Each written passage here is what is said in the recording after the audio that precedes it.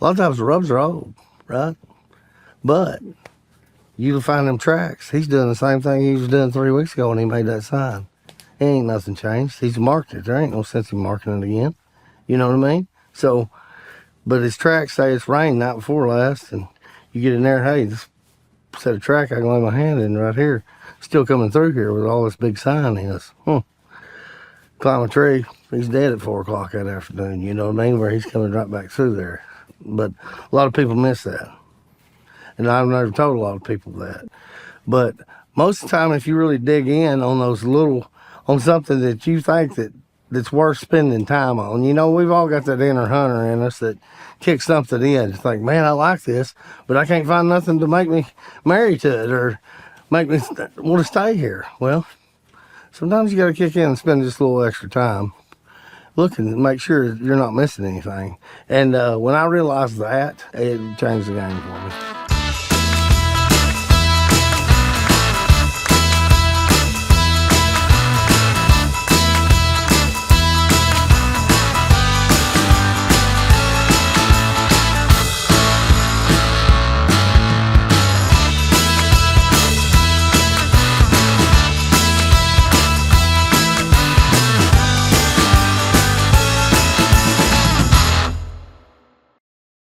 All right, well, Benji, you texted me before we came up here, and you said, I'm going to tell you boys stuff that I don't normally tell people.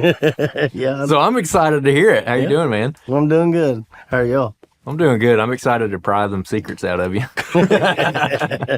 Jacob, how are you? I'm doing great. Yeah. It's been, 2-3 years maybe since we did the episode with I you? think it was in 22, wasn't it? Yeah, so coming up on 3 years almost. So Pre-video podcast. pre-video podcast. Yep. So Benji, you're a past guest of the podcast. We're over here in Arkansas, kind of on the edge of some river bottoms, some hill country, which is an interesting area of the state just because there's so much diversity, the public land and everything. And again, you're a big public land guy. Last time we had you on, we had some interesting conversations that we're probably going to get back into some of them. But one thing I want to kind of kick us off with is, how did you transition? Because I want you to talk about your backstory of how you used to hunt a lot of hill country and then you shift down to hunting more river bottoms. How did that go about and why? Yeah, I grew up in the hills, probably 14 miles from here. My mom and dad owned some property up there. Back then, you could just hunt anywhere. Any of your neighbors let you hunt. Nobody really deer hunted, you know, especially bow and stuff like that early. So I could hunt anywhere, and my family hunted and was good hunters and they always killed deer. I mean, but they didn't really set up and hunt sign, and I didn't know a lot about that. I had one uncle that was kind of hunted sign, and he would bow hunt and kill deer and stuff like that. But I met a guy. Well, he was my Sunday school teacher, and he showed me how to. He was a big archer, big sign hunter, and he showed me how to take it to the next level. And then you hunt in the hills, and as years went on, you start losing the places to hunt, and you know, and everybody's, you know, their kids started hunting or something. They want to keep it, and that's fine. Or maybe they lease it to somebody, or you know, that's about the time deer leases started going into a big deal. And then here you go, you're strict down to a couple hundred acres to hunt, you know, and then you got your whole family trying to hunt on it. So here I went. I struck out to the bottoms. I had buddies down here that was killing a lot bigger deer than I ever dreamed of even seeing. Every once in a while in the hills, you get a sleeper. Somebody kill a 140, 150 buck, you know, but most of them was killing 120-inch 8-points, or if a 120-inch deer was a big buck, you know. So, and that's where I just kind of transitioned down, run out of place to hunt, basically, you know. I'd probably still be hoofing them hills if it hadn't been for that, you know. Yeah, and just to clarify, too, when a lot of you Arkansas boys, when you say the bottoms, you're talking about swamps. Like down in the Delta, you're hunting swamp, flat, big timber country, right? Yeah, 100%. Big red oaks, big open woods, and just most people come look at them, and everything's the same, and they tuck tail and run because they can't figure nothing out. You know, you might see a few deer out in open woods or something like that, and then they want to go somewhere else, and then they jump a few deer here, but they can't put no rhyme or reason with them. And that's where I had a friend that he's dead now. He died of COVID, but he mastered the bottoms years ago, and it was easy for him. I mean, I wish he was still alive where y'all could have him on the podcast. But you talking about a hunter, a deer hunter. Now, he knew deer, and he put me years ahead of the game on it, probably. I'd probably still been trying to figure it out, but just hunting with him a year or two put me years ahead of the game, and I was able to be successful. The first year I moved down and started hunting the bottoms, and I killed about a 150 buck on the end there, that one on the very end there, and that's the rest is history. See, Yeah. That's kind of what's kept us out of a lot of swamps. I mean, we've hunted swamps in the past, but that's one of the things that's kept us away from it for the most part. Is just we're used to hunting hills, and it's like in the hills I can go find something that's gonna like make the deer, make them, quote unquote, do something. Like I can predict it better. And yeah, we go walking around out here in this stuff, and it's like it's different. And it's not, I mean, you can classify as swamps in certain parts, but it's just like these big river bottoms, big open timber that floods out every year. So you're dealing with sign that washes away. Like you're like finding historical sign probably isn't super easy to do because of how much flood water comes in, washes stuff away. Right. So if you go scout in the summertime, it's probably super hard, if impossible, to find a lot of the past sign from previous years, other than maybe some rubs, but they're covered up with water for a month plus every year. A lot of them are silted over where you can't even tell if they're rubbed or not. A lot of stuff. But but in a way, to me, that's good. It puts you over fresh. You got to put your boots on the ground and walk it. It's easy walking too. You know what I mean? Where you walk 5 miles in the hills, you're dead. You're dead by the end of the day. You can walk 10 miles in them bottoms. And you're not just as bad as you've been a couple miles in the hills, up and down. Oh, yeah. Well, one thing about all the guys that we have talked to in Arkansas who hunt the bottoms, it's real. A common theme between all of them is they're really good sign hunters. They focus really hard on sign, whether it be feed sign or rubs or just whatever the case may be. Now, your buddy that you're talking about, the one who passed away, what was he doing that like kind of turned a light bulb on for you? The way that he would tell me, like we would be looking the area over and he'd be like, your sign's here and your deer's feeding here. He said, where are they coming from? He said, they're not living out here for sure. So he said, they're coming out of here, and he said, your buck's going to do this. He's going to skirt this. You know what I mean? Which I'd never put together. I'd set up on a sign and I'd watched him skirt it. Now, he might have taught me that, but until you see one of them do it, how long would that took? You know what I mean? Or whatever. But he done had me set up in the game way before that. Mr. Crawford, he was a fine man. But anyway, he could kill a big buck in the bottoms and make it look easy. He might go down there and hunt a week, and he'd come out there with 1 or 2 140s and ups, and every year. It wasn't by accident. He had a place down there, and you could go in off the road, and he had a lot down there where he'd park, and he'd go in there, had an e-bike, and he'd come out there with one. It didn't take him long either.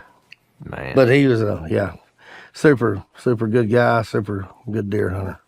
When you're saying you'd set up on all the sign, like kind of paint the picture for me. Like what, I'm assuming you're probably talking about like a big oak flat with feed signs? Say you got a thick ridge, hickory ridges are growed up in saplings, on both sides of this big slough or whatever it is. Sometimes the sloughs be 200-300 yards. There's just a gradual elevation change in there. And all your rubs and scrapes and all your feed signs out in the middle of that stuff because that's where your red oaks are a lot of times. Well, there'd be a big community scrape or something out there and think, man, this is just hot. It'd be pawed, have water standing in it if it rained, it might be that deep. Or they just tore it up. That much of the limbs broke and just chewed to pieces and everything. You're thinking, dang. Look at this. We set up on that. Well, your buck, he's going to come downwind side of you, whichever side that is, where the wind's blowing. He'll be in the edge of that thick stuff, walking through there. He checks with his nose. And I'm not going to say that on a certain day he might walk right out that scrape, fall it out, check it. I'm not saying that. But most of them I've ever seen come down that downwind side 60, 80 yards from that scrape, walking through there.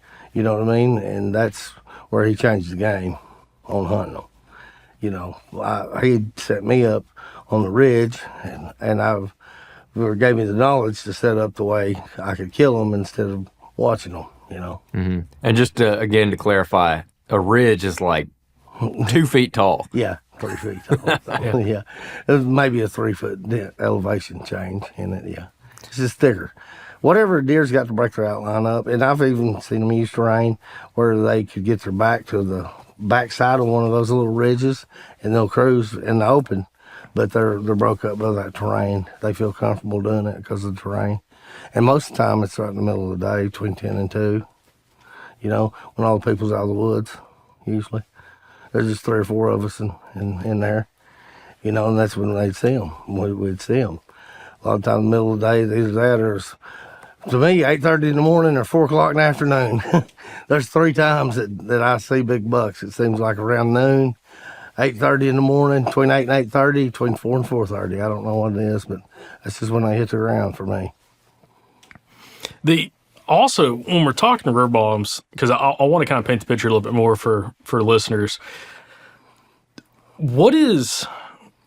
how would you describe, and I know you hunt a bunch of different pieces of elk, but how would you describe the diversity of habitat out here? Because a lot of people would think it's just big, wide open hardwoods, and there is a lot of that. Mm-hmm. But was there any kind of subtle habitat changes, those thicker little brush areas, or little gum thickets and vines? A lot of vine growth in the bottoms down here, and I'm not really sure what kind of vines are, but the deer eat them; they love them. But those sweet gum ridges, sweet gum trees grow a little closer together too, you know, and it kind of gives you something to break. And then you got a lot of that vine growth in places on them ridges, and they love that stuff. You get in the middle of a little bit of trail that wide where they're traveling through the middle of it where, you know, they can't be seen. A lot of times it's all bucks too, because when they're cruising hard, a lot of those trails like that turn into just straight buck trails. The does are out there doing whatever, milling around like they always do, you know. But it's so subtle that everybody misses it. You know what I mean? If you just come in there hunting, you're thinking from hunting the hills, hunting saddles and ridges and little hogs backs, and you know that's the way I grew up too. You know, but like I said, in the hills, even I saw hunted sign then. That's the way I was taught. But still, you had a better way to funnel them. You know, when they get to this point, if they're going to go up this mountain, they're probably going to have to walk right here to do it. You know what I mean? All these deer might come through this big oak flat in the hills, but they're all going to try to come up this hill pretty close to the same spot in here, you know? And that's where it changes a lot from in the bottoms, but it's the same way. The deer's just doing it's a lot less noticeable to your eye. Once you get it, it's so easy. It's just hard to get. I guess without me taking you, showing you, yeah, and without you seeing it happen with your own eyes, that, you know, I've learned this. You can tell somebody anything, but until they see it, you know, they have enough faith in you to try it, first off. And then when they actually see a deer do it, a big deer, they're thinking, oh my gosh, I've missed this my whole life. How, you know, and then you think, man, I'm so dumb. How did I miss this, you know? But it's the truth. I mean, see, you know, we just can't believe nothing till we see it happen with our own eyes. Well, just a real quick, just a quick note on that. That's a common theme we hear between flatland guys and hill guys is they're like, hey man, that big giant beat down trail is one thing, like it gets you excited when you see it, but that little subtle trail 50, 60 yards off, you know, off the roll of the ridge or off right there on the edge of the thicket, that's where the bucks walk. And like, that's something I've struggled with. Like, it's hard for me to go hunt that little trail when I know that there's that beat down one over there. Maybe I'm still just a little too bloodthirsty for does. Here's the deal. You see that track as big as your hand like that. You can lay your hand in it like that. And you see it going both ways down that little subtle trail. You know that it's not something to overlook. And then, so you talk about like once you learn it, it gets easy, or it gives you like where you have a lot of confidence in certain situations and a certain layout that you're going to have probably a good chance for a buck to come through and a good buck. One thing before we kind of get into that, I want you to mention, because you told me this earlier and I thought it was so funny, but also super relatable, how when you went from the hills, you had like a certain quality of buck you were shooting. And you had some laying over here to kind of show us. And then when you came to the bottoms, you still had that same quality in mind, but it's not the same age class. You had that same mentality. You're popping 2-year-old, but you wanted to shoot. You know, that's a big buck where you started hunting. When you come from hunting, everybody that's hunting up there was killing that size deer for big bucks and mounting them. You know what I mean? That's what we was calling big bucks. But you went to the bottoms, you're like, oh man, that's a big buck. That wasn't a big buck. You're just tagged out on dinks. Well, and that's the thing it's so relative to where you're hunting at, because like you got some great deer there, like 115, 120 inch deer. And for a lot of guys, like some of the guys like down where we're at, if you're in a pine thicket, that might, like, you can find, but there's a lot of mature bucks that are in that size range. Oh yeah. But then you just change habitat types, go to a little bit different part of the state. Like, you kind of go from the hills to the bottoms, and it's like, that could be just a nice 2-year-old. Yeah. Which is mind blowing for a lot of people. 100%. It's just crazy how that works. But up here in the hills, there's a lot of oaks in these hills, a lot of white oaks and things like that. But still, the deer just don't, their bodies don't get as big. Their horns don't, it's just a different type of deer. And, a lot of these deer, I know y'all know this, back in the day, they brought a lot of these deer in on train and turned them loose. And that's where some of these deer is the different gene that, and when they turned them loose, those deer come out of Wisconsin that they stocked Arkansas with. There's used to be pictures down here where they was unloading them off the train, taking them right in there to where I was hunting and killed these deer, So where people start talking about the different ruts and things like that, that's where a lot of that comes from too, was those transplant deer. They rut at different times. But, it just blows my mind how diverse deer is. And if you ever get to the point where you're not going to learn something by sitting in a deer stand, you might as well quit, because they're going to show you. I've had them big bucks just whoop my tail. I'm talking about every move I'd make, I was one step behind them, seemed like. And then finally, like this one that Bunny Crockett I hunted and killed down there, that deer, me and him, we played cat and mouse for a month, and I finally gave up on him, went down south and hunted for 2 weeks and come back and killed him. You know what I mean? I just had to get a break from him. He just had to be mentally beat down. Time of year, too, I think. Had a lot to do with it. Well, I want to kind of now getting back to, you were talking about it, once you kind of learn it, it becomes easier. And we've heard that from a lot of guys. Like, no matter where they're at, once you start figuring out the pattern of what the bucks are doing, and it's not something necessarily you probably learn in 1 year. Like, you have to see repeatable situations of how bucks are acting, how they're working through a landscape, both trail camera and also visually, to build that confidence. But once you have a few years under your belt and you're really trying to figure it out, you said it gets a little bit easier for you.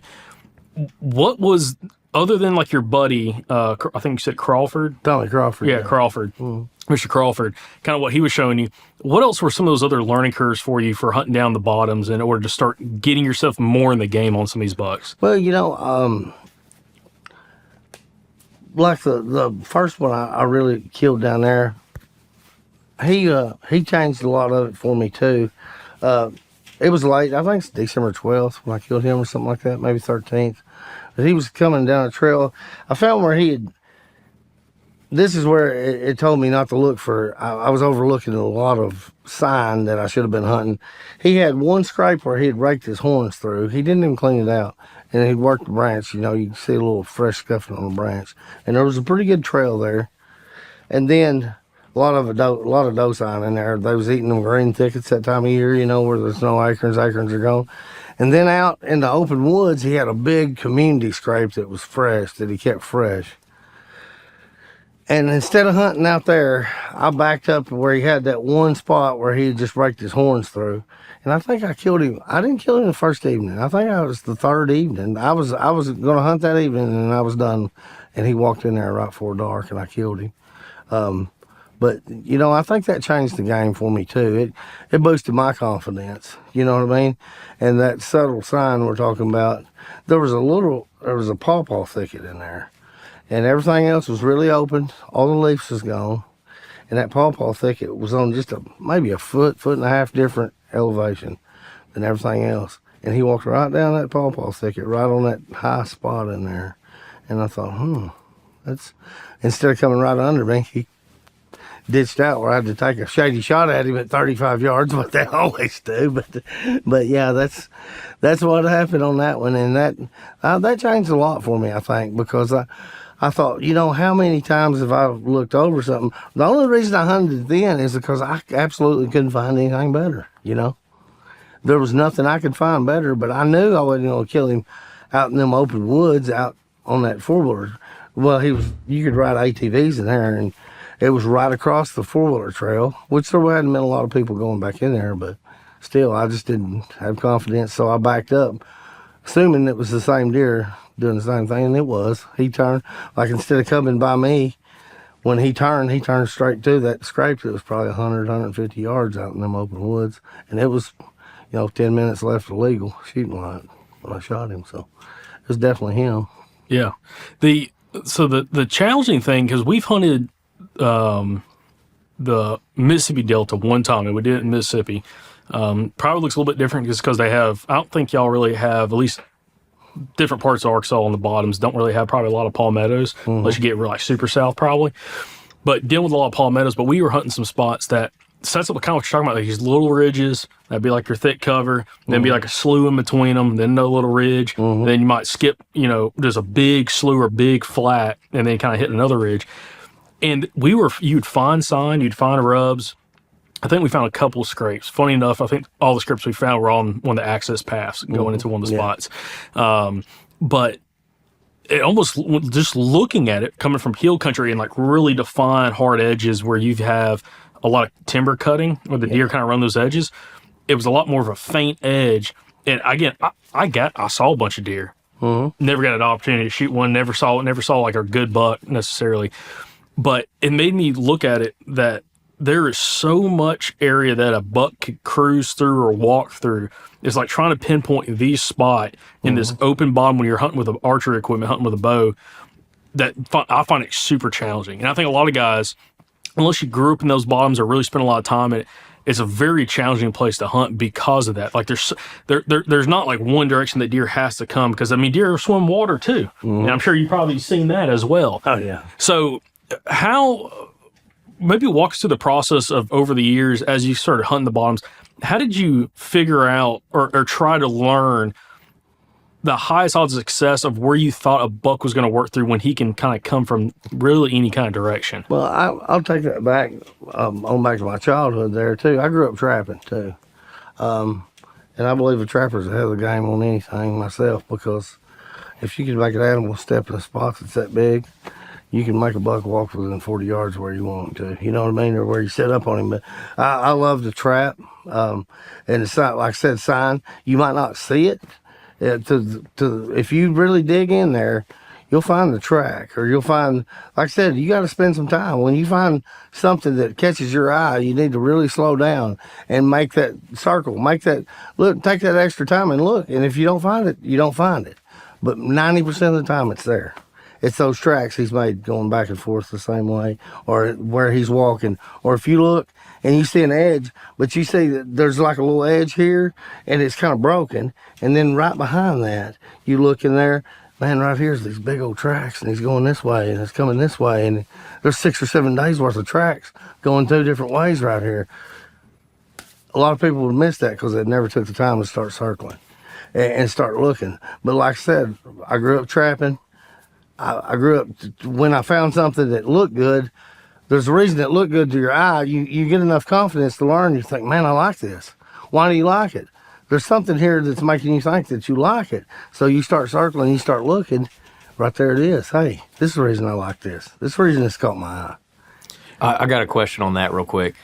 Like he mentioned, when we were hunting the Delta last year, I was hunting the edge of like big, I mean, huge open timber.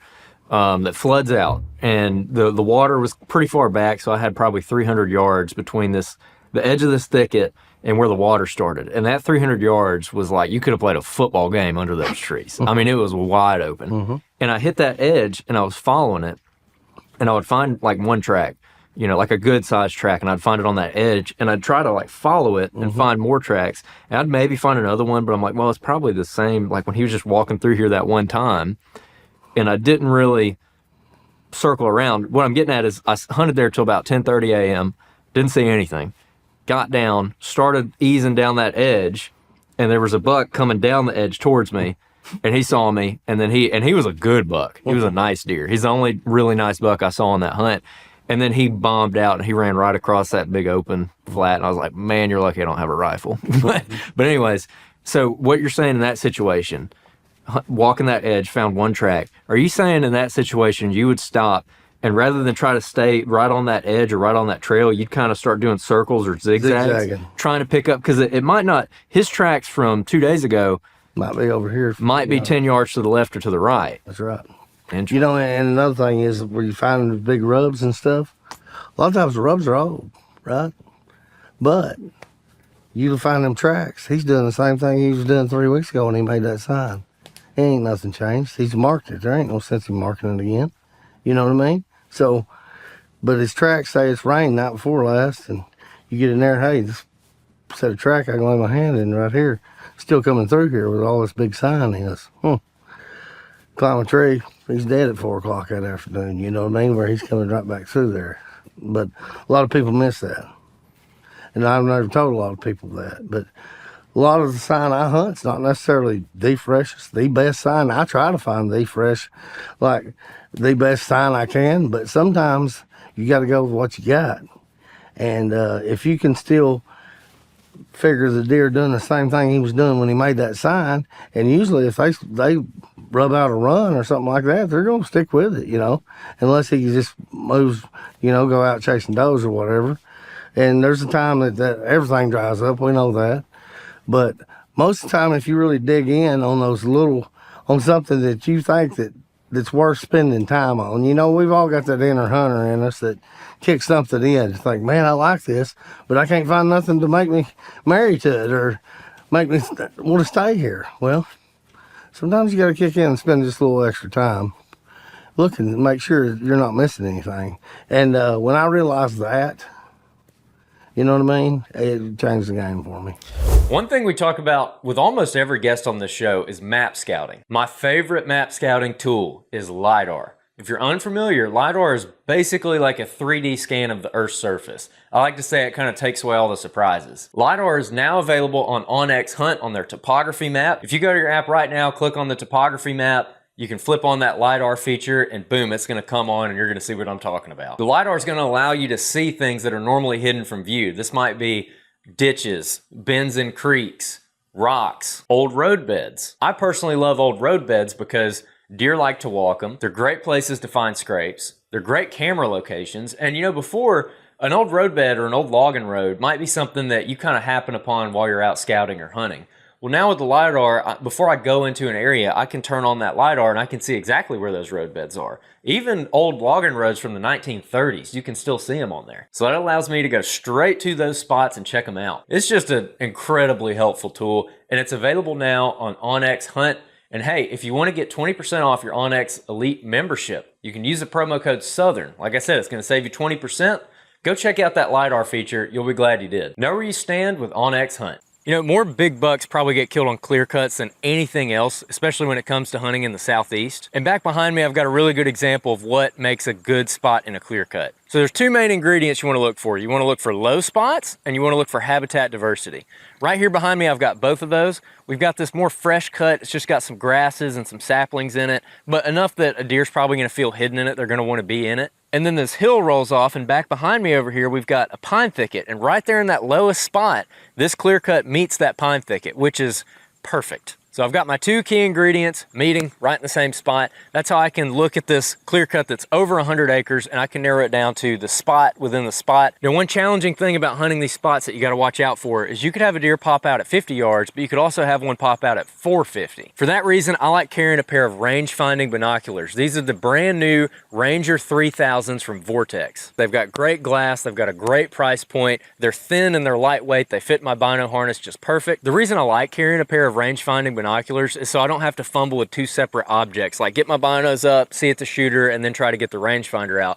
I can do all that at the same time with these, which is going to save me valuable seconds. And if you've hunted something like this, you know that a few seconds can literally completely make or break your hunt. So if you want to check out the Ranger HD 3000s from Vortex, go to eurooptic.com, use the promo code SOUTHERN10. It's going to get you a discount on these binoculars or any other optics from Vortex. So y'all go to eurooptic.com, use that code SOUTHERN10. It's going to get you a discount on any Vortex products. If you've been watching or listening to the show over the last couple of years, you've probably heard me talk about I like a little bit bigger pack. Last year I was using the Ranger 22 and actually was surprised how well I could use that pack.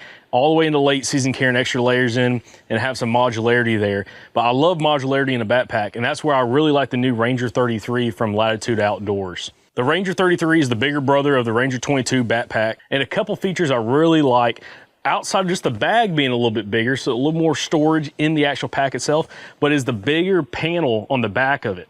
This allows for your sticks to run really clean vertically, but also be able to pack a little bit more layers if you need to on the outside of your pack that you're gonna put on once you get to your tree. Having a bigger pack is something that's really nice, especially as you get into late season, you carry a few more layers with you, or like me, you wanna carry a few extra Little Debbie snacks. So if you're looking for a modular pack that can scale up or scale down depending on the time of the season, check out the Ranger 33 from LatitudeOutdoors.com.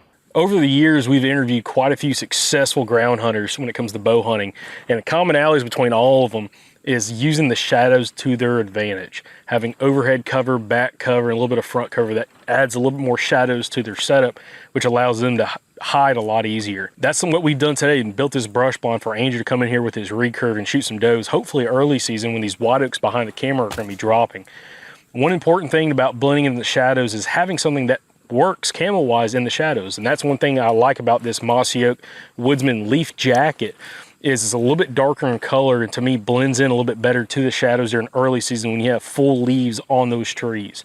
This is something I'm going to keep in my backpack all season because it's really compact, it's really lightweight, and breathes really well, and I really won't need it until I need it, but it's going to be in my backpack the whole time, which is really nice because of how compact it is. So if you're interested in ground hunting a little bit this year or having extra concealment up in the tree, check out the Mossy Oak Woodsman Leaf Jacket at mossyoak.com. And a lot of what you're talking about is just finding big tracks, and that big track hopefully being the same set from that one buck, but like multiple of those tracks within a certain area that shows that he's coming both directions, working through there. Have you noticed, and I don't know how much trail cameras you run, but have you noticed any kind of pattern, maybe through trail cameras, of how often some of those bucks will work through some of those areas? A lot of times it's 2 or 3 days before they come back through, you know. Sometimes I've seen them on a week run pattern, you know, where they about a week, every week they pass through there or something. And I've seen them where they'll pass through every day, 3 or 4 times a day for a week, and then they're gone. They're, you know, you don't know where they go, or probably hot does involved in that, and they're roamers, you know, but whatever. But, you know, those, you know, some deer's on a long-term pattern, some of them's on a short-term deal, you know what I mean? And those short-termers, when they're there, they're hot. And you set up on them, you'll see them. And them long-termers, sometimes you got to just spend the time to kill them.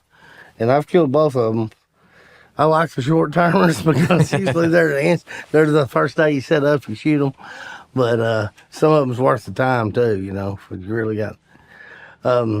This time of year, a lot of people beat the woods down and stuff, scout. I don't. I glass. I like glass the fields on the edges of refuges and things like that. That's the way I find my deer in the summertime. So I know he's there, you know, we know he'll be within a mile or two somewhere. Hopefully I can catch up with him a little bit later in the year, but I don't know. Every deer's different too. You know, a lot of people go, oh, you know, you got deer figured out.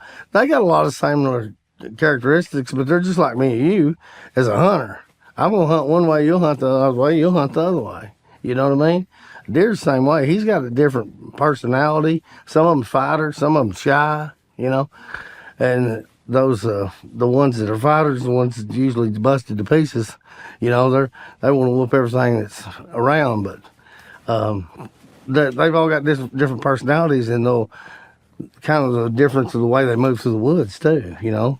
A fighter, he kind of charges through the woods like, you know, he's the boss, and, you know, anybody who wants to try him.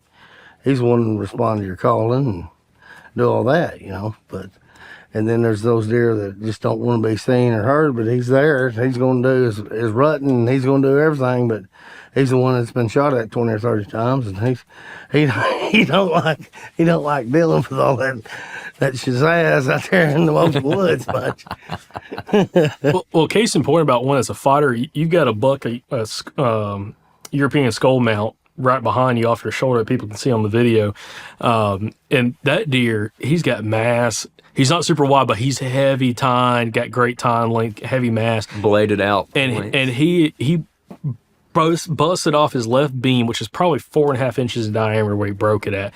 Broke tines, broke all kinds of stuff on him. And you killed him later in the season, but like that deer's scrapping with some other bucks. Oh yeah. And but then you were talking about this before. I want to talk about this deer versus some of the other bucks. You've also had some that like just didn't seem to be like all that much of a fighter, that lived in the same kind of area, big bodied and stuff, but just didn't seem like they wanted to fight as much. What has that changed? If you get wind based on trail camera photos or you physically see the deer and you think one's more of a fighter versus one that's not, does that change how you approach how you hunt them or not really? Well, I mean, if I see a deer comes in the woods with busted up horns, I'm not scared to ground at him for sure. You know what I mean? Because he'll usually respond. But if he's busted up like that, usually he's one of them that they don't bust up like that in one fight usually. Everything that deer's got's broke. His tines are split. He's busted to pieces. But yeah, he was just a mean deer. Some of those deers are just a lot meaner than other, and as the testosterone gets in them and the rut, they just get meaner and meaner and meaner, you know. And that's what they'd rather do. Some of them rather fight, chase does, I believe. So that's what they do. I want to stay on the sign reading for a little bit. So, like you mentioned, what you like to do in the summertime, you like to go glass some fields, field edges, and stuff. Now, in season, what is your process? Let's say that you're starting out, or maybe it's a rut. You're trying to get on the deer. It sounds like you're looking for the rubs and the scrapes as a starting point, and then you're kind of expanding out from there and trying to find those tracks and those subtle trails. Walk me through, like if you're starting from square one and you're wanting to go out there and locate a buck to kill. Let's say it's pre-rut rut. What are you doing? Oh, I'm gonna hit first off where there's a lot of oaks. You know what I mean? A lot of feed. You know, the acorns are falling that time of year. And then I'm going to try to find some does where they're feeding, you know, because that's what he's going to be checking for. And then what I do, basically, if I'm hunting a place in the year, what I'm doing is I go in and if I'm hunting in there and I've got a camera in there and there's 6 does feeding at this oak tree, right? I log that in the back of my brain, okay? And then say I'm just walking in there, I jump 6 does in there, you know? Well, they're living there. Those don't move a lot. I mean, they move around a little bit, but they don't move a lot. Usually their circle's pretty tight. So I know those, you know, 3 mature does, 3 babies, or whatever it is right there. Okay, I go on down, I hook around the edge of this lake. I jump another doe group right there. Well, that's what is going to start keying me in. And, you know, the bucks are going to mark the ones. Reason he's making that sign, that's his way of telling you, hey, these does, there's one of these that's going to be in heat the next 3 or 4 days. Because you won't just see his sign. You'll see the little scrapes over here. You'll see the big scrapes here. And usually he's the last one to the party, the big one. And when his sign starts popping up, you better get in there because one of them's about to come in heat. And he'll take her. He'll take her from the rest of them. They might run her around for 2 or 3 days before she actually comes in heat. Then he's going to come in there and take her, lock her down. And that's when I like to kill them. When they lock them does down like that. Yeah. So what does that big sign look like? Are you just referring to the track, or are you telling it's a big buck from the rubs and scrapes Rubs too? and scrapes usually. You know, big buck, he's going to scrape.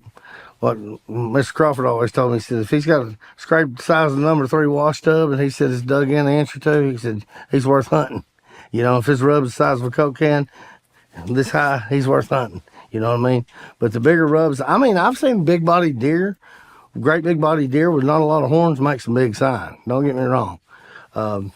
Yeah, it's unreal. I mean, but usually if it's got to be bigger than a skull can for me to even mess with usually. And the higher the better. When it's marked up real high, I know he's something. Okay. Yeah. That makes sense. And then you made a good point too. Now I'm curious. We've talked to a bunch of people who, like, they'll kill, you know, like there's no doubt you'll kill nice bucks right off the backside of a doe where they're running, like early rut, whatever.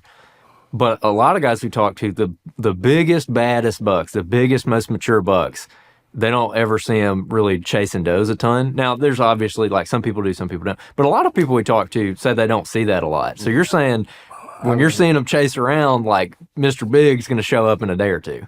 Yeah. Usually they start running them. And when he don't. The only time I've ever seen them big deer run does is when they're running yearlings or does that's never been bred, you know. They don't know what to do. They're dumbest deer in the woods. A lot of times they're 6-month-old or they're doe fawn or whatever. They don't know what to do, so they're spooked. They've never been bred before. They don't know what's happening. And they're running, trying to, why is these 3 or 4 big bucks chasing me? So they're peeling out running. That's when they get stupid. That's one of my favorite time to hunt, when they're chasing the dumbest deer in the woods. But when they're the big bucks, they're locking them does down. They're hunting. A lot of times they're following a doe that might be older than them. They are, so she's going to keep him alive. You got to fool her and him, then. But that's, I mean, I like to hunt a lockdown because if you can get the wind on the does, you can usually kill them, because he's more focused on what's trying to come up to him, what's trying to get at the doe, and he's less focused on what's in the tree. If you can keep her eyes off of you. And a lot of times they're not 100% either. They've been run or not run, but they've been hooked around. I've seen them does come in and their blood running down their back legs, from where he's hooked her. She tried to do something she don't want to do. He'd hook her, and I've actually seen him do it. This deer right here, he was hooking that doe around. She wanted to go one way, and he went around her and just hooked her, flipped her sideways, and then she come into where she'd been feeding, So. Man, that's cool. Yeah. So what you're saying with the young does, late rut, those this year's doe fawns, once they get about 60 pounds, they'll come into heat, and they're the ones that'll run the big bucks out. But you're not seeing that till late rut. No, I never see them. Me personally, I'm not saying it don't happen. I mean, I've seen them do it across the highway, in November, big bucks chasing does and stuff. But in the woods, most of the time I see them, running the little year, either last year's doe or the doe fawns, you know what I mean? The late born last year fawn or the doe fawn, that's the ones I see them actually running from them and them chasing them and going bananas. Okay. And that's exciting. That's the most exciting time to be in the tree to me. You never know what's going to happen then or what you'll see. You'll think, is this one of the 200 that's going to come by me after, Mm-hmm. Now, you mentioned you like hunting the lockdown, and that's kind of one of those things. I think this is one of those secrets that we're prying out of you.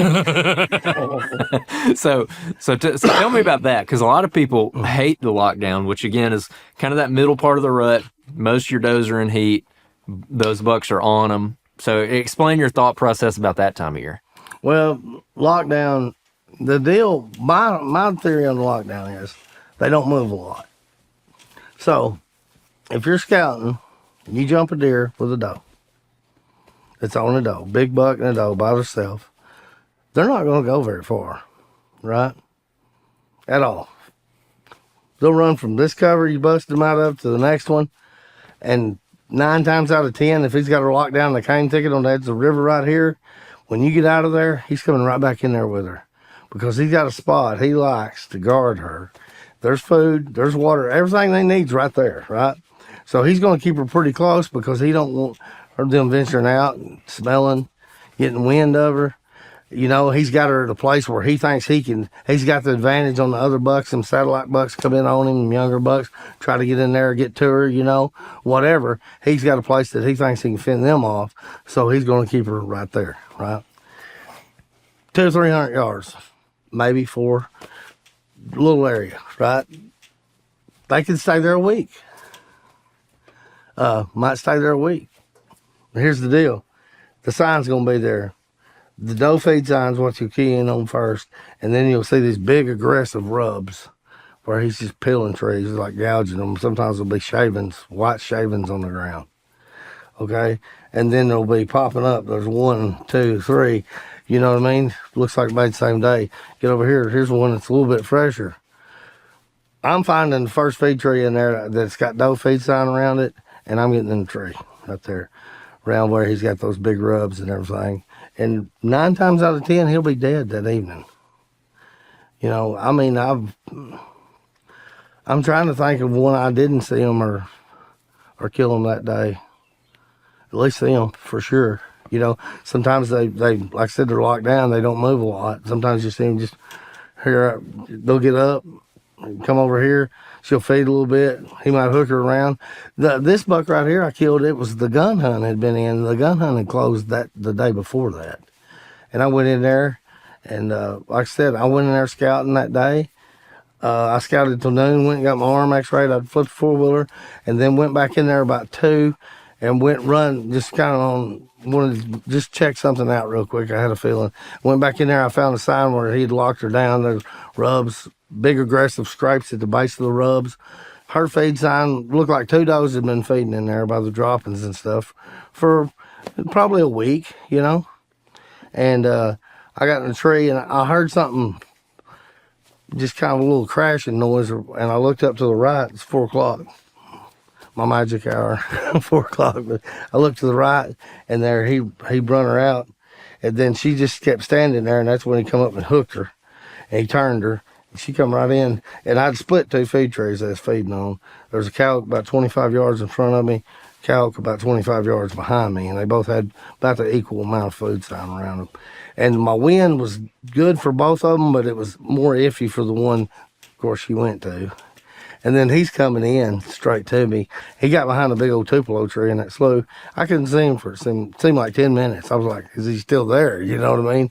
And he's facing me, and then he stepped out, and I had to shoot him in the chest about 30 yards. But when he finally stepped up behind that tree, I killed him, but I was nervous she was going to get my wind any time. But yeah, he had her locked down in there for 4 or 5 days, right there in that same area during a gun hunt. And nobody shot him. But I mean, you could tell by the sign they had been there. You know what I mean? And that makes sense about how those big bucks survive those gun hunts and everything during the rut. Again, talking the big mature deer, is they're on that doe that knows how to stay alive. A long muzzled doe. Yeah. They know how to bust you. Mm-hmm. And he's just hanging out. So you're saying you'll go in and intentionally try to find that lockdown sign, heavy concentration of buck sign all in one spot, and then find the closest food source to that with doe sign on it and hunt the doe sign. Mm-hmm. Yeah. Well, yeah, I mean, a lot of times it's together. The buck sign and the doe sign be there together, but the doe's only, he might pick up an acre or 2, but he ain't worried about eating nothing. He's worried about something trying to come in and take that doe from him. But, the does are doing the same thing they've been doing, And, it goes back to the old story, her place or mine, where are you going? Your place or mine, you know what I mean? So it's definitely going to be her place on that deal. So let me ask you this. Talking about the lockdown, do you need to physically see and or bump that buck and that doe to have confidence in it, or is it just find that sign? I'd rather not bump them. Really, I didn't bump them that evening, but I have bumped them and killed them on the same day too. So okay, crazy to think about. Yeah, I want to run this by you. So I experienced this, like a true lockdown situation in Kansas last year. Happened twice. Walking up on one buck, it was high wind situation, rain. He was bedded down with a doe. We got within 40 yards of him in this oak flat, and we talked about this last year. Anyways, I ended up not looking at my camera guy was with me. He's like, he's right here next to this log laying down. Well, there's multiple logs in front of me. I'm fixated on one log that's like 70 yards. And he's like, dude, knock an arrow. I'm like, dude, that's too far. I can't shoot that. I can't see the deer. I'm glassing. He stands up and he's right here to my right. And I was looking at the wrong spot. Oh, man.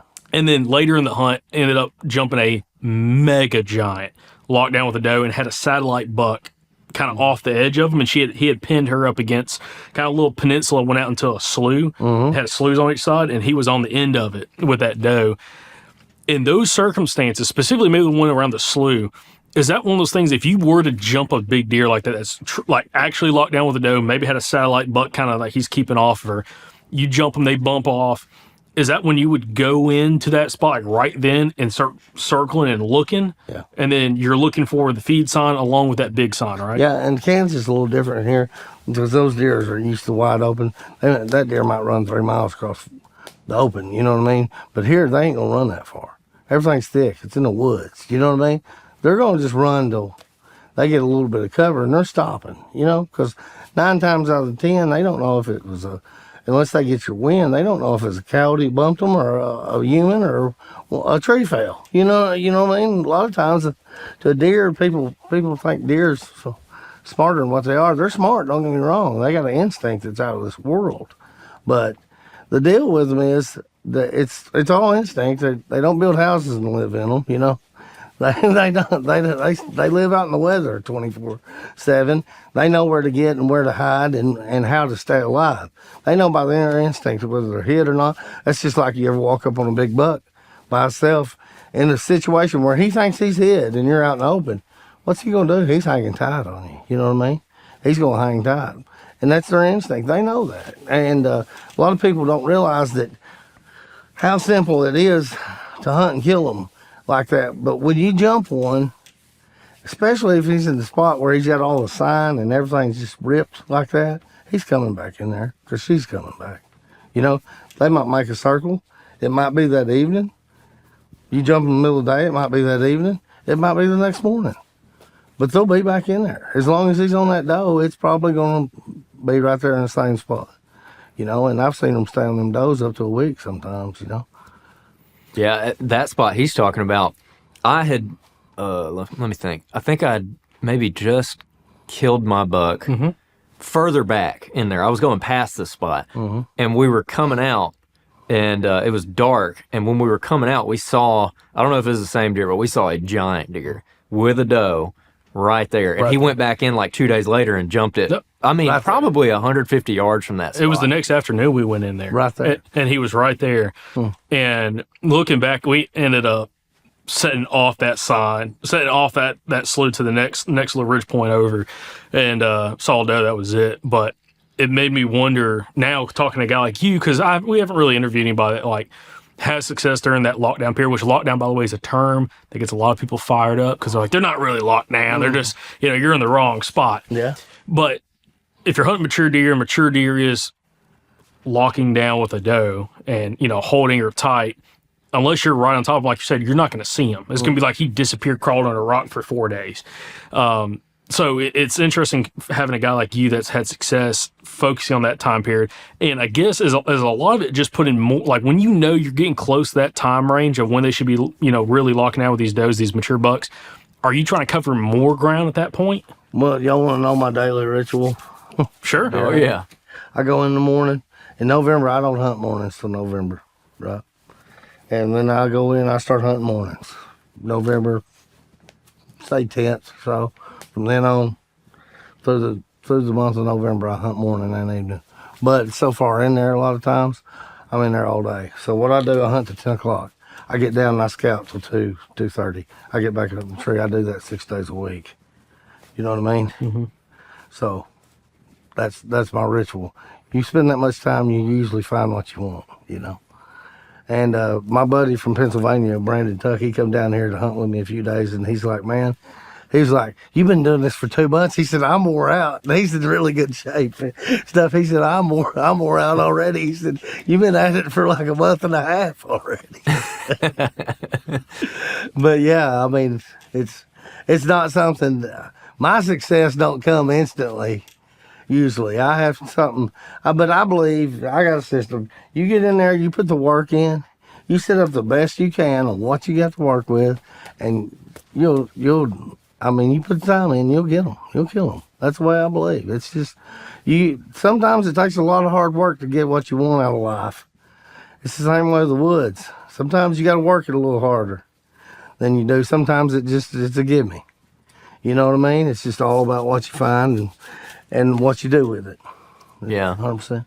So you're, again, common theme, a lot of guys in Arkansas we talk to are like this. Like, you are very much, during season, on your feet, burning boot leather every day, trying to find something better until you find it, and then you might hunt it for a couple days. Yeah, then I'm on in the game then. But if I'm not seeing what I want, I'm moving and burning and going, And then just one more question on that buck you're talking about. You said that you went in there and you found those feed trees, and it looked like maybe 2 does have been feeding on them. Mm-hmm. What's that look like? How are you determining that? Droppings, older, going to newer, both bigger droppings, saying they're 2 mature does, you know what I mean? It's not a doe and a baby because dropping size be little. But you can see it looks like the same doe, busted acorn. Those cow oaks are swamp chestnuts, whatever they want to call them. They're big. They're eating them, you can tell. I mean, it's not like they're picking them up whole or anything. They're busting those. There's busted acorns laying there. It goes back. Some of them's brand new, fresh, still white on the inside of the peels. And some of them's old, and brown.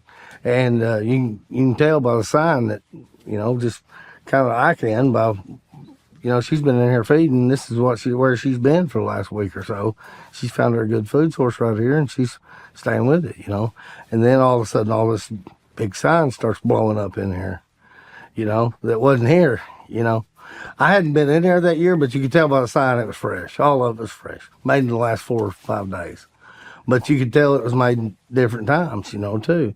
And there was one little bush that kind of caught my attention. How, I could just portray in my mind that there was a deer coming in on him when he done this, but he would just I'm talking about destroyed that thing. It was an ironwood, and I don't know y'all's probably familiar with ironwood bushes. It was just shredded, and it's like every limb's broke, and he twisted it off at the ground, wrapped it up in his horn. It's that big around. And that ironwood, that stuff ain't easy to mess with. And he had just trashed it, and then he carried the bush 5 or 6 yards with him out, and it looked like he was lunging, jumping, hopping. And either he was chasing the doe or he was running off a buck. I put that in my mind, him running another buck off. And I was like, yeah, you're dead, buddy. If you're still doing this, it's game on in here. What was the learning curve for you to start hunting the lockdown period? Like, how long did it take you to start building some confidence doing what you're doing now? Watching deer out of trees down, and how he had the doe in there, and how 6 hours went by, and they moved 50, 60 yards in that thicket. But I seen him he rubbed every sticking tree in there, scraping. And anytime, ain't it amazing how you can go from seeing no buck deer to all of a sudden there's 15 or 20 on you in one day, just because there's a right doe there. But I seen him. He come out of that thicket. He scooped up about a 140 and run with him and turned him sideways and flipped him. And then there was 3 15-inch bucks that was around him, and he'd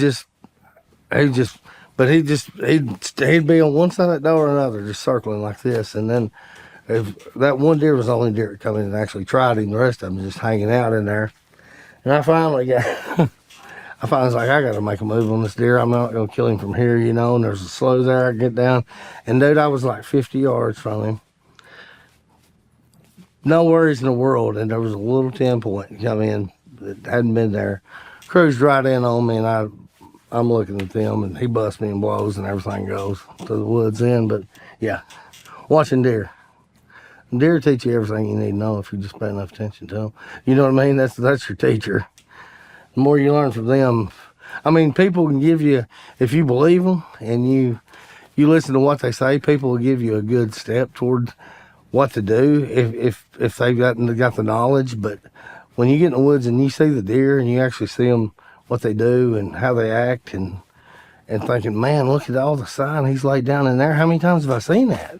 I walked up on that in the woods, and then, are they doing the same thing? Are they going to keep doing it? You know what I mean?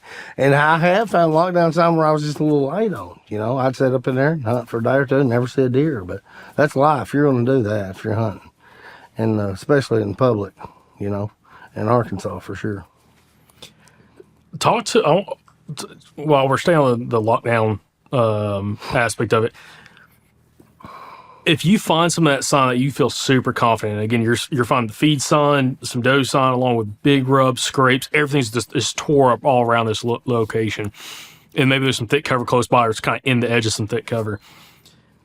How many days will you give that spot? Say you find in the afternoon, you're scouting between 10 and 2, you find it, 1:30, I'm hunting this. Mm-hmm. If you don't see anything that evening, will you come back the next morning? I'd give it a couple of days. Okay. I would give it to, of course, I know a lot of guys don't have a lot of time to hunt, but if you get on something that you think's worth something, sometimes it don't happen. Especially if you can't see good in there. He could be over here. A lot of times you might hear him grunting, chasing her around over here, and you never see him. But, you still, there's things that makes you know that he's there. You know what I mean? You hear him grunt, you hear a little crashing, that big old long grunt, how it changes tones in the middle, where he's chasing, and yeah. I found a sign like this last year when y'all were in on that backpack hunt. Spot where I found that spot's exactly like Benji. But I don't think about it. I found a sign now reanalyzing a hunt from last year where you're talking about that lockdown sign, like you find feed sign, but you're finding destroyed buck sign all around it. I found that last year hunting some more mountainous stuff that we hunt in Alabama, and got in there and ended up bumping. Gosh dang, that's exactly what happened. I bumped 2 bucks walking in on this little ridge point right before I got to all that sign. One was a little buck, one was a. If he would have stopped, he probably would have got shot with a rifle. I only saw him a little bit, but I was going to ground check that deer. And then it ended up calling in another buck later in the afternoon. I ended up sitting just above that sign. It was kind of the head of a draw and had big scrapes in it. And we have a lot of like mountain laurel in Alabama. This green waxy plant's real hard to tear up. And it was just snapped to pieces. Right here around there's some oaks, some red oaks were dropping. And I heard a buck later that afternoon let out this obnoxious, almost like a buck roar, and you could hear chasing up above me. Ended up having a deer right dark come in from below me. I couldn't see, and ended up busting me. But it was that kind of location, but it was in the hill country. It wasn't in the bottoms, but just like what you're saying. I need to start paying more attention to that this coming season. So I'll show you a video of the deer that was hanging out in there when he was there. It's a stud. Yeah, it's a real good deer. But so you'll give a spot a couple days if you think it's worth it. At what point again would you give up on it though? Like when the sign dries up, or Well, it just depends. I mean, if a deer's locking a deer down, you're on a time crunch anyway. He's only going. I'm going to say trail around. That's my opinion. From 3 to up to a week. I've seen the same buck on a doe for a week, but 3 days, day to 7 days. Okay, say. And like I said, if you hunt it 2 days in there and you hadn't seen no sign or heard him or anything that makes you think, or satellite bucks, they're a key giveaway on a big buck like that because they're right there hanging on the edges. Well, you see them on the edges, you think he's in there. He's got the doe in there. I'm squirming so bad because that's literally what I ran into last year. Okay, so walk me through when you start seeing the satellite bucks, and I've only had this happen a few times, but last year's a great example. When you start seeing those satellite bucks, like especially the ones I've bumped, like they bump, they'll run off a little bit, and they're looking, but they don't really want to leave all that much. Yeah. When you start seeing that, how do you analyze in your head? Like clearly there's a buck locked down with a doe in here, probably a pretty good deer. How do you try to proceed forward, or especially if you're walking to the wind you're bumping, clearly they're downwind of that buck and that doe. What's going through your mind? How do you play that out? Well, that at that point you just got to stop and see if you can find him and her, binoculars or whatever, glasses, and just come in the woods over and see if there's a place where you move on them, or if you got to, I'm not above crawling on one if he's locked down in the right spot or whatever. You know what I mean? If I can see them, but you're going to be there for a while doing that because it's going to take. You're going to have to move slow, and then you got to worry about all them stupid little bucks that's going to circle, be 70, 80 yards downwind of them all the time.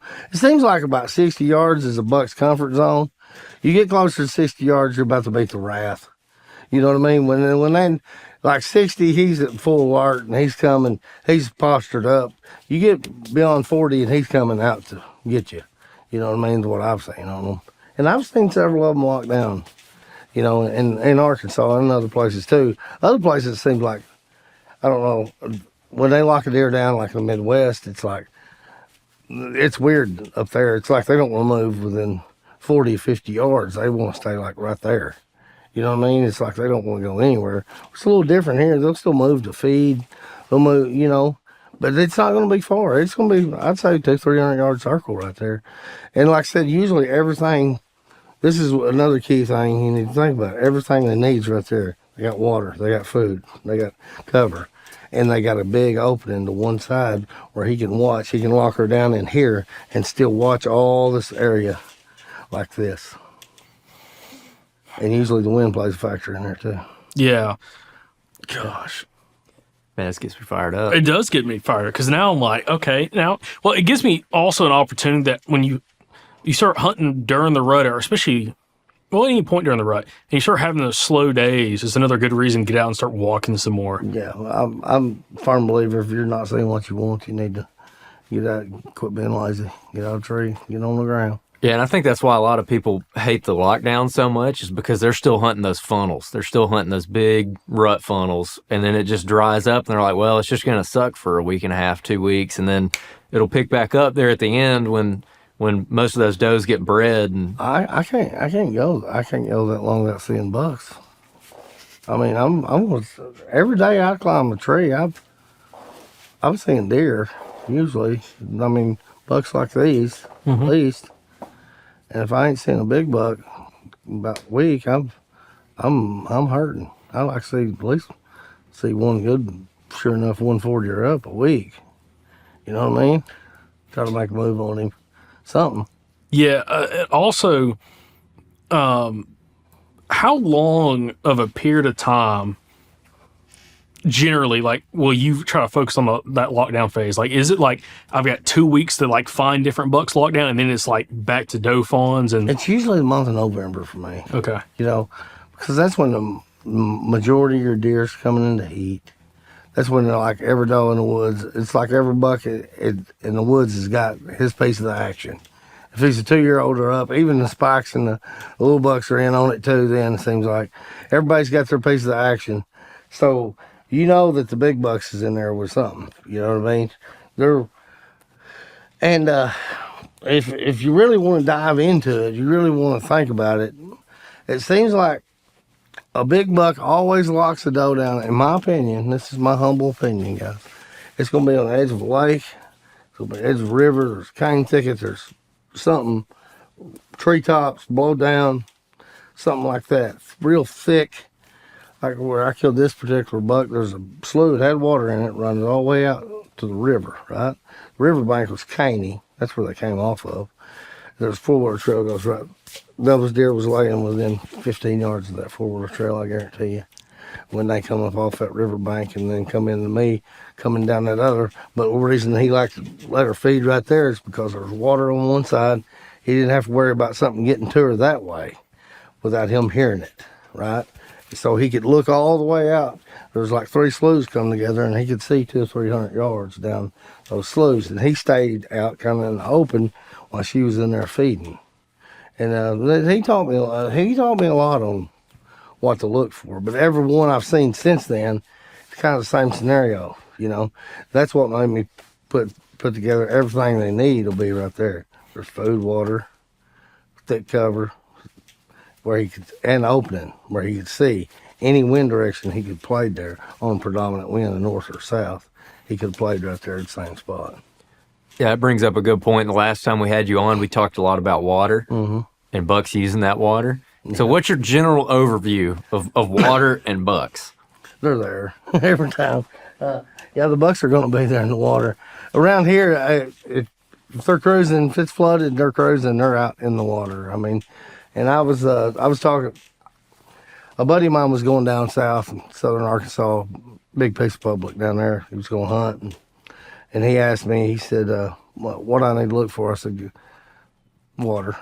Go to where there's water. And there wasn't a lot of water then. It wasn't flooded or anything. I said, go them lakes, whatever. He'll be laying down on a hump out there 40, 50 yards out in them lakes or something, you know. That's where you'll find him. Sure enough, he was scouting down there. He said he jumped 2 monster bucks. And he said both of them was out in the water. Bedded down on one of them was like a Tupelo, had a mound of dirt there by it. One of them was laying on it. He said I walked within 6 yards. He said he was out in the water too. He said I walked within like 6 or 8 yards and he blew out right behind me.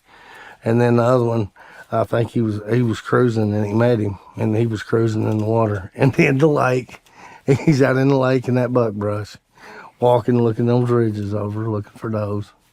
When you say they're in the water, how deep is this water? Between knee and belly deep on a deer. They won't ever, I mean, they'll swim when they have to, but usually they want it where their feet don't make a sloshing noise when they walk. You know what I mean? So if it's knee deep, they're still having to bring it up and put it out, and they'll do that. But it's a slow. It's bloop, bloop, bloop, bloop. It's not like a regular deer walking, you know, through the water. But if the water's a little higher, they just tried, and you won't hardly hear them, you know.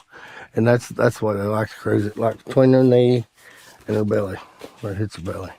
How do you scout that? Huh? How do you scout that? Chest waders, So you're walking out in the water. What are you looking for? rubs. They'll rub it out in there just like they will everywhere else.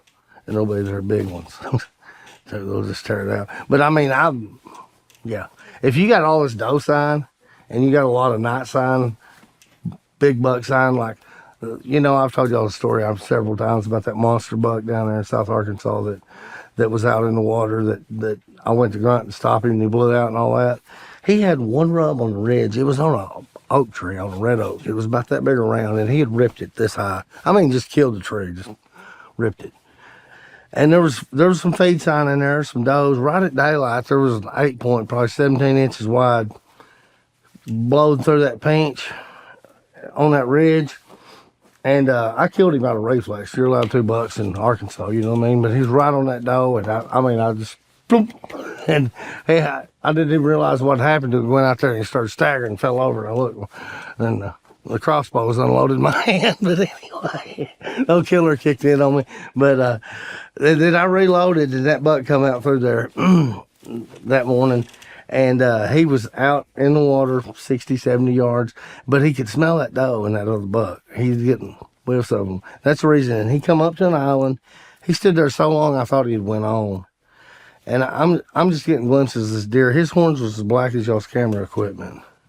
It was just unreal how the way this deer looked. When he stopped in that backwater, you'd never see him. You couldn't even make him out. That's the way he blended, and that's where he lived his whole life, I'm sure. But anyway, when he walked out, and I done that little to stop him, and he blew out of there, and run that far. But that thing was, I'd hate to put a number on how many inches of horns he had on his head, but he was a monster. But that thing, he taught me so much about them deer in that water, and the way he cruised, and the way that 3-year-old that I killed run that doe right down the ridge right in front of me, and everything. But he was looking for them, hour and a half behind them, and but he was so smart about it that just blew my mind, Yeah, we interviewed a guy last year, Jody Mesh, in Louisiana. Mm-hmm. He hunts the Atchafalaya Basin, and it is a swamp. Mm-hmm. And he was saying that those deer spend so much time in the water that sometimes when you kill them, their hooves will be like cracked and like kind of rotten. Yeah. From how they're literally in the water all the time. They'll bed, kind of like you said, up on a big cypress or a tupelo out in the swamp where it's got like that big base to it and there's just a little bit of dirt. They'll bed right there on that dry ground or like on a patch of grass that's out of the water. And then other than that, they're in that water. Mm-hmm. Yeah. They're like aquatic deer. Yeah, that's water don't bother deer. I mean, it's not like they got to take their boots off and get dry clothes when they cross it, like we do.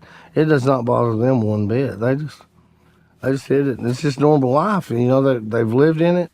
And you know what I've seen, and I've talked to other guys down there that hunted too that believe this too, that when that water hits the woods, it starts making them.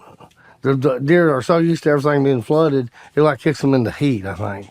A lot of them does when that water hits the woods because they don't want to have their babies when it's flooded. You know what I mean? So when the water comes, it's like it's super.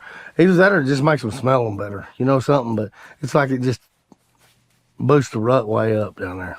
So it makes it harder when it's a dry year and you're not having those flood waters. It does, yeah. To me, it's a lot harder to hunt. And another thing, it's like you don't have your acorns like you do when the water stayed in there a lot. I think that sediment has a lot to do with the red oak crop. You know what I mean? How much water it gets and how much that good sediment it gets to bring the acorns on. Like this year, I bet we have a bumper crop of acorns here, Arkansas red oaks. Just because of how bad it flooded last year? Mm-hmm, yeah. Another thing is, they've tested some of that browse after those sediment years of floods. Some of those red oak sprouts and things like that's busting 40% protein out of that. And that's how them deer's growing them horns. So you'll see a major horn growth this year in Arkansas, I bet. Oh, okay. Okay, interesting. So go ahead. I want to talk more about now kind of hunting in and around the water. So how long now have you been kind of focused on the water? Because let me backtrack. First time we had you on a handful of years ago, 4 years ago, we talked about hunting kind of post-rut, really late rut, doe fawns coming in heat and hunting bucks like that, which we're going to talk a little bit about that today too. But you talked a lot about hunting in the water, like staying, because, lack of cover, kind of staying a little bit more in the water, bucks cruising that water. That first big buck that you just talked about, that dark antlered buck, was that the one that flipped that switch for you? We're like, hey, I need to start shifting a little bit tighter to the water, not getting in the water. 100%, yeah. Yeah, now I'll hunt right out in it. If I need to, wherever. I know that usually he's going to be 50, 60 yards off the line, the water line. So you need to be, depending on the wind. Sometimes, man, them things are just, the wind's impossible to hunt them the way they want to cruise. You know what I mean? But just the way it's laying. And, but yeah, I mean, there's different ways you can hunt. You can get one of them little floating sleds, and you can take it out there with you. And you hunt them, knit waist boots, or, you're hunting the chest waders, and then you're just leaving them on. But anyway, but you can either take a strap-on step or something, put the base of your tree, put your climber, put all that, and get on. That's another thing, getting in and out of your stand without getting soaked when you're out in the water, Or you take that floating sled, put everything in it, and then you pull your bow up and you leave that sled tied. It moves around like this, looks like a piece of trash floating.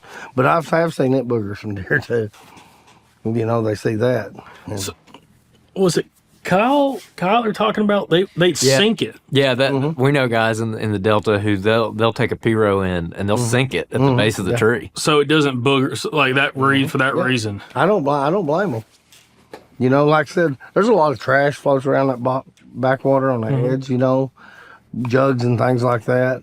But I have seen deer booger on that little, like jet sled. Yeah, sitting there. Interesting. So going back to an earlier discussion, you were talking about how you like to find his big tracks going back and forth. How does that factor in with the water when you're finding them cruising? I'm just wondering about what kind of sign gives you the confidence to literally hunt over water. Well, usually it's what's on the ridge that I know. You know what I mean? If that ridge is tore up, and he's a big buck's not doing that in the daytime. You know what I mean? He's doing that at night. But if he's going to cruise his sign, he's going to cruise the downwind side of that ridge. You know what I mean? He's going to cruise that. And then you get out there and poke around that water and you find one of those trees that split like this, and he's rubbed this side of it going up like this and just peeled it out in the water. You know that, he's in there. You know what he's about then. But yeah, that usually you'll find the doe feed sign. All the small bucks have the bridges tore up. And believe it or not, them little suckers won't even hit it till it's black dark on that ridge, you know what I mean? A lot of times, or they're on a doe. And I mean, it's just learned behavior, I think, bred into them. But he'll be in that water one side or the other, depending on what way the wind's blowing. Also, for clarification, I do want to bring this up. When you're talking about in the water, it's not just a wide open slough. Like there's a ton of brush and stuff brush, in there. Yeah, that'll. I don't even know what kind of tree that is that grows in it. We've always called it buckbrush, but it's got moss growing on it. There's a lot of dark grays and stuff like that in there. You look across that water, you think the only thing that kind of helps you see a deer is how water's kind of got a glare on it. Even when it's cloudy or whatever, it's kind of got a little bit of a glare. That not having that glare in their silhouette will help you spot them. You know what I mean? That's kind of the way you spot them in that water, or the water rippling. That's the way I spot them a lot of times, is by that. That gets me fired up. Also, now, at what points, because I want to get clarification here, what points are you looking at trying to hunt that downwind side of a ridge in the water, in that buckbrush, versus hunting, I'm just going to say dry ground, with some of that buck sign and, feed sign and lockdown sign? Well, if it's a lockdown sign on the dry ground, that's the difference between places of public, too, where I'm hunting. You know what I mean? Now, I'm not saying it won't be the same everywhere. But if it's farther south Arkansas, a lot of times they're locking them does down out in that water. And I tell you why a deer likes to run a deer in the water. One thing, she can't lay down out there. She ain't going to lay down on him in that water. And another thing, he'll wear her out so quick out there, when he's running her. And he'll run around, hook around, get run down that water. And she can't lay down. I've seen them actually just, their back legs just quivering. and just shaking where they couldn't stand, hardly couldn't stand anymore. And he pushed her up on the ground a little bit and braid her then, you know what I mean? But that's the reason they like running them in that water is it wears them out so fast. They stink a lot worse. A doe gets wet, he can't get away from a buck. Even if she peels out on a ridge, he can still smell her so much better because she's wet, just like a dog. You know, you get a dog wet, how bad they stink. Deer same way. And then he wears her out so much faster out in that water, she can't lay down on him out there. You know what I mean? I've seen them does get on dry land, just plop down by a log, a buck walk around and blow at her, snort, charge her, stuff like that, trying to get her to get up where he can run her. In that water, they can't do that. They won't lay down in it. So, again, there's certain times and certain pieces of public where you're going to focus more on the water than just that dry ground sign. How do you go about, one thing we haven't discussed on, but how do you go about access with some of these places? Like versus, again, if it's more dry ground sign, that's what you're kind of looking for versus the water. How do you take access in consideration getting in and out of some spots? It just depends on where it is, you know, and that depends on all of it. On the access, a lot of times, you know, I'm not a big guy. Like I love hunting out of a boat if I'm hunting with somebody. You know what I mean? If you're by yourself, it's a pain in the rear because most time it's foggy in the mornings, especially you coming in, you're going out in the dark. And like I said, I'll do it. But usually I'll do it with somebody else. You know what I mean? It's not something I want to do by myself. But a lot of times I'll slip in. I'll come down those ridges, and if I'm hunting in the morning, for example, okay, I'll come right down the edge of the water usually, right down the water line, where I can just kind of ease in there. I'm staying off the ground. I'm out in the water. I'm in rubber boots. I'm trying not to touch anything. And then ease in there and get up the tree. You know what I mean? Mm-hmm. Especially within 100 yards of my stand. I don't like to brush up against any kind of branch or brush or anything. You know, I'll be weaving in and out around stuff. I don't like to touch anything my scent's going to be on especially within 100 yards of my tree. You know, which is hard to do sometimes, but I try my best to do it. And I'm a big wind hunter too. I'm a firm believer if a buck's gonna get downwind of you, your game's done. It's done. You might as well find you another buck to hunt because once it gets that wind, it's over anyway. Yeah. Now going from we've kind of talked about early rut lockdown. You mentioned it earlier. Later rut, younger does coming into heat. That's when big boy might be out doing something he shouldn't be doing. Do your tactics really change a lot when you start transitioning into that late rut time period? 100%. See, in my opinion, there's two kinds of buck deer. There's a herder and there's a roamer, right? The herder, he stays with a group of does and he herds them around. He cuts them out as they come into heat. Later it gets, they all turn into herders. You'll have 40, 50, 60 does, and there'll be maybe 3 bucks following them around, and there's a pecking order established in these bucks. But wherever these does go, 70, 80 yards behind them, the big one will be, you know what I mean? And a place I was hunting down was actually December 31st or December 30th or last year, and the bucks all the acorns was gone. All the deer's coming in to feed on either a wheat field that was on private or there was a big spot of grass there, kind of a levee that's feeding on. And I took a spotting scope, and I was a mile away when I seen him, close to a mile probably. And when I seen him come out, and then I seen it was right off the side of the road, believe it or not. And I seen the truck coming, and I was like, dude, everybody's seen this deer. No, they hadn't, because he would peel out. When you could barely see the dust, he was going back in the woods. And all the other deer would stay, But he'd be hanging out back there in the woods. And then they'd get by, and he'd walk back out to them. But they're herding, okay, at that time of year. And a herding buck, if you can get past all the other noses, they're the easiest ones to kill. And then, you're liable to see 60, 70, 80 deer set, too, when it's like that, A lot of, like that particular spot, there was 5 trails, and I would say all 5 of them was as wide as my truck hood out there, where they come together. And they was coming into that wheat field because there was the only thing to eat left in the country, And then you got everything's flooded in there, and there's land bridges in there where this particular spot. There's like pits where they dug a levee, and there's land bridges that goes between these pits. And so that's the shallowest water in there. The deer was still having to swim some of it to get in there. And they was coming by the herds. I'm talking about, it was unreal how many deer I was seeing a day down there. Before, of course, it closed quick after that, but it was unreal. But that's what I transition to, is when the deer start herding, and I can tell it by watching deer, or, a lot of times I'm a big glasser. If I can watch a deer do something 2 times in a row, it puts you 2 weeks ahead on scouting him. You know what I mean? If I can watch him do it, physically watch him walk down a trail or walk this or what, to me, that's so much more beneficial than one thing, I ain't pounding the woods down, my scent ain't everywhere. Second thing, I've not jumped him, but if I can watch him walk out, and then I get in there and just scout, do some key scouting, and then pop in on him. Of course, we can't always do that. Most of the time our deer, we're hunting in the woods, but if we can glass them a little bit and see before you make that move on them, it helps a bunch.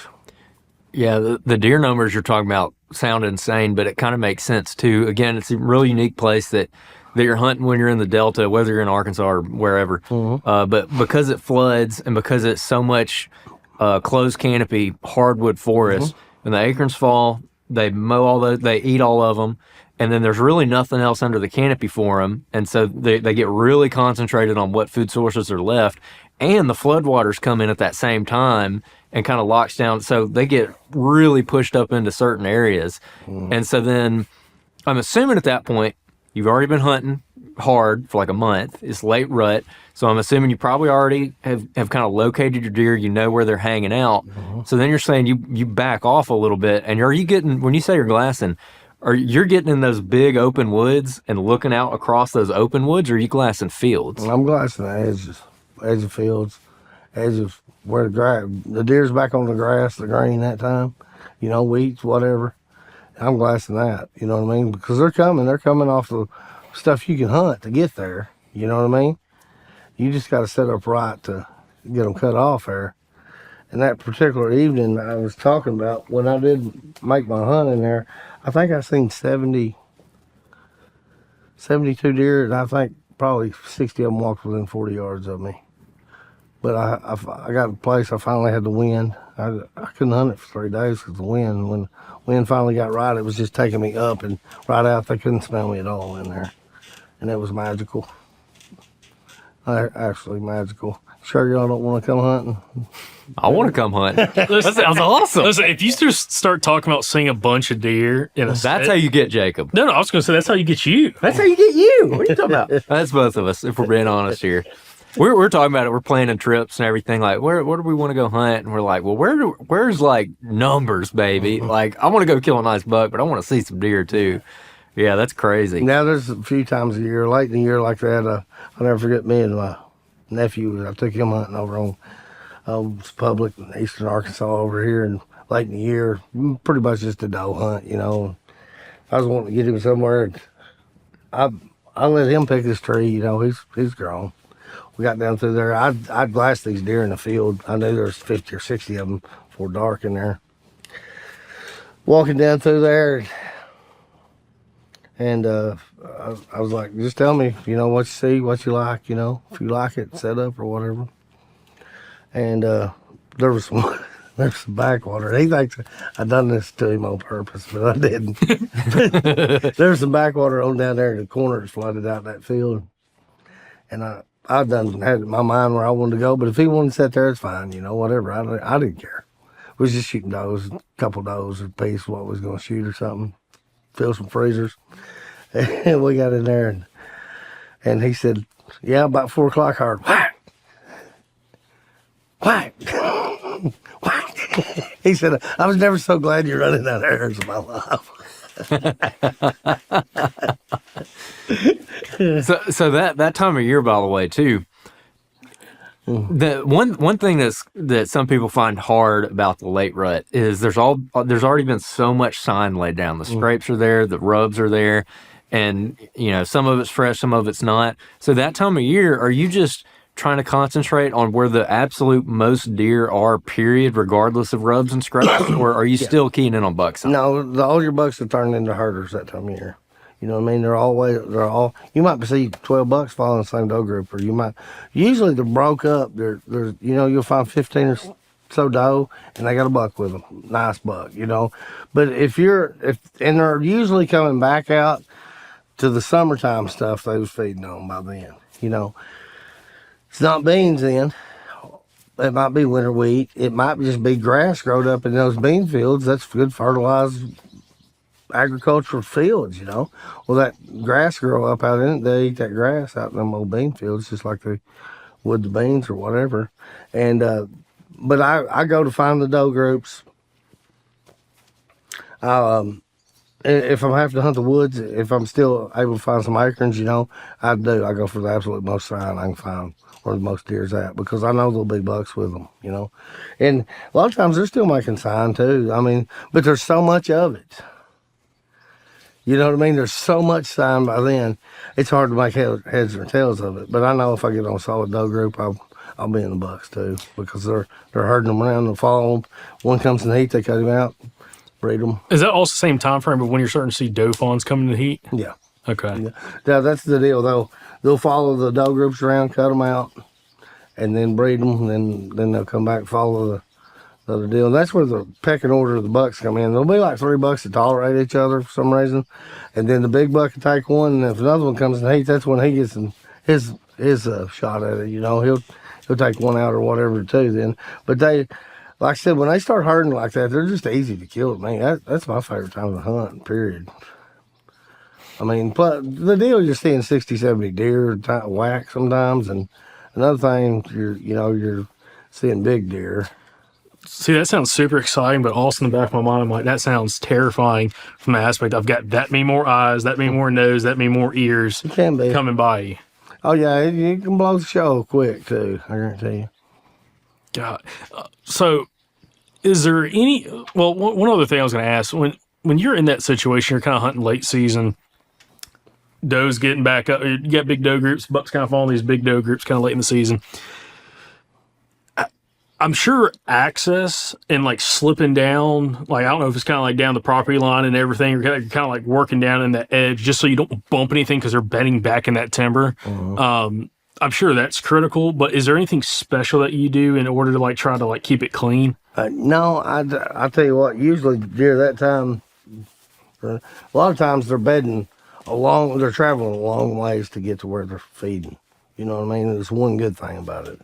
They're bedding back in where they've always been, where they like, but they're traveling, they're getting up because they're hungry, and they're traveling a long ways to get food. And that's one good thing about it. You ain't messing with a deer that's bedded 100, 150 yards from where where they've been, where you're trying to kill them. You might be hunting the deer that's a mile and a half from where you're going to kill them, which makes it easier on you. Mm-hmm. That's one good thing about it, too. And, the woods are wide open that time of year, and those deer like to bed out in those open woods. So if you can slide in on the edge, get you a little thicket or something a little bit thicker, and just take your time and ease in there slow. You know what I mean? Don't just bust the woods down. Ease in there slow. Get set up. Just give yourself a little extra time to get in there and get set up and quiet as you can, and sit back and let her eat. Yeah, and you're setting up, if I remember correct, you're glassing, kind of seeing like where the bucks are popping out or where a buck's popping out. Maybe getting a couple days of history with them, kind of watch them, but you're trying to go in and find that trail or just off that trail that you want to sit based off where the does are coming through and where that buck's using. Yeah, the does, they'll have 4 or 5 places they're coming out there. But a buck, he's pretty particular on where he walks the walk. You know what I mean? He's going to walk a certain place, and it might change a little bit, but it's usually because of the way the wind's blowing. Yeah. He might say he comes out, you're able to glass him, and he comes out 3 times this particular spot. Well, what's your wind doing on that day? Well, it's southeast. Well, that makes sense, don't it? And then you get a northwest wind. Why does he come out there? He's plumb down around the corner, popping out. Oh, well, you got a northwest wind. Yeah. So that changes. Some deer will always have the wind to their back, and some of them always have it to their nose. They're just different like that. But usually a deer likes to travel in bed for sure with the wind blowing right straight down his back where he knows what's behind him. But a lot of times when they get up, when they come to feed, either they'll come in with the wind to their back and J-hook around and get it where it's blowing to them, you know, where whatever they can smell what's been there, or they'll come into it straight where they're blowing in their face, you know. They're smart like that. What else you got, Andrew?